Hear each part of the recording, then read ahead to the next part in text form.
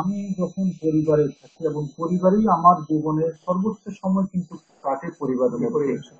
তো যেখানে আমি থাকি সেখানকার যারা সদস্য আছে নিজের স্ত্রী সহ বা স্ত্রীর জন্য স্বামী সহ অন্যরা যারা আছে এদের সাথে কথাবার্তা বেশি হয়, এদের সাথে উঠা বসা বেশি হয়।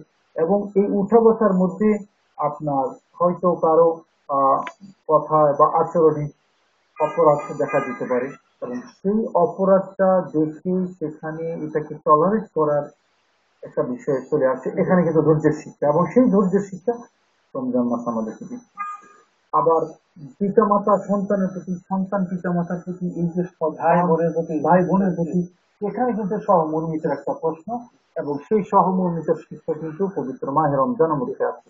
ভরণ পোষণের যে বিষয়টা আছে সেটার সাথেও এটাকে রিজিক বৃদ্ধির মাস বলা হয় রমজান মাস, সেখানেও কিন্তু ওতপ্রোতভাবে জড়িত।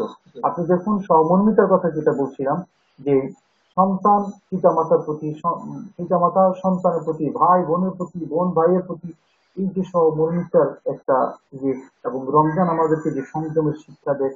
ভাই যদি বোনের কাছে কোনো অপরাধ করে সেখানে সংযত থাকা, আবার বোন ভাইয়ের কাছে কোনো অপরাধ করে সেখানে সংযত থাকা, এই শিক্ষাটা রমজান মাসের সিয়াম সাধনা আমাদেরকে দেয়। ওই হাদিসটা থেকে আমরা সেই শিক্ষাটা পাই যে আল্লাহর পেয়ারা নবী বলেছেন,